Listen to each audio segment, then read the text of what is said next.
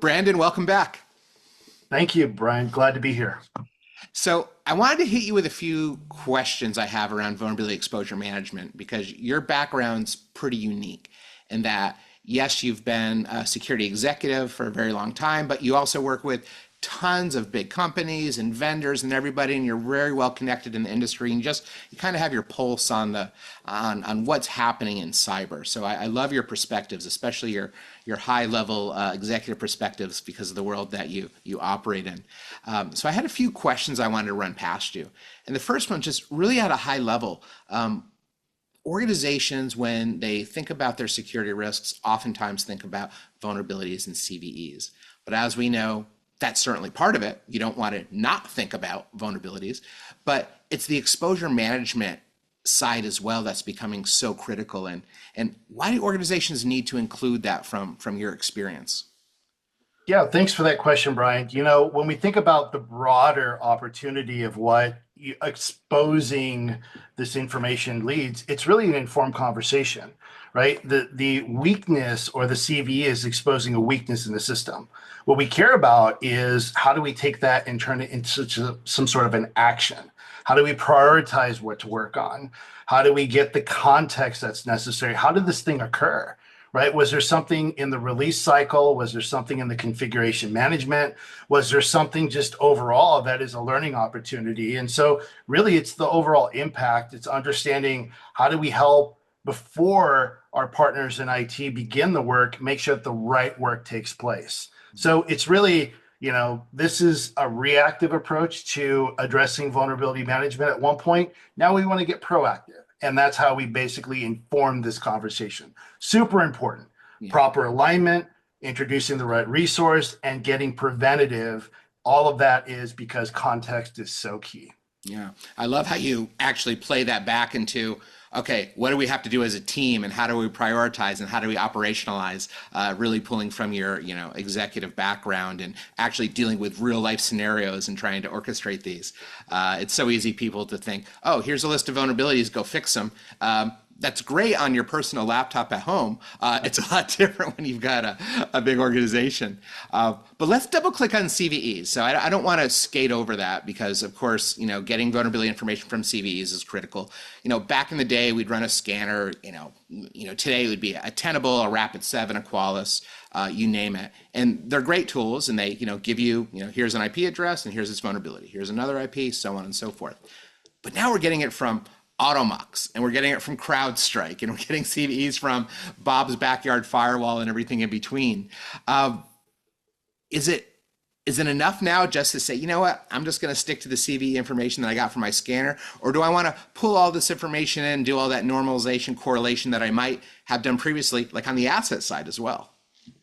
Yeah, I think if we had that one magic bullet, right, I think we've been in the industry long enough to know that just doesn't exist. And so there is no one to rule it all, right? Different tools have different strengths and weaknesses. And then there's a human operator behind it, right? And then again, it goes back to that partnership. How do we make sure that, what our static scanner or our code scanner or our EDR is detecting it all, right? And so you do that by kind of bringing these things together and comparing them. So they all have contextual limitations, right? It's either based on the scope or the perceived scope of what you have. And how many times do we run across where this asset management system and the EDR don't quite align? And there's a lot of focus there. And so again, when you think about one source of truth, no, the CVEs typically come from, the outside married with the inside context. But what matters is what is the work that needs to take place? Do I have to revisit my release cycle? Do I have to revisit the configuration? Is there a new thing coming down the road? Or am I dealing with a legacy system and I have to deal with my different strategy because they don't make parts for it anymore? Yeah. Right? All of that stuff matters. And that's Yeah. why it's so important. There's no one to rule them all at this point. But sitting on top and marrying the wisdom of those crowds, so important.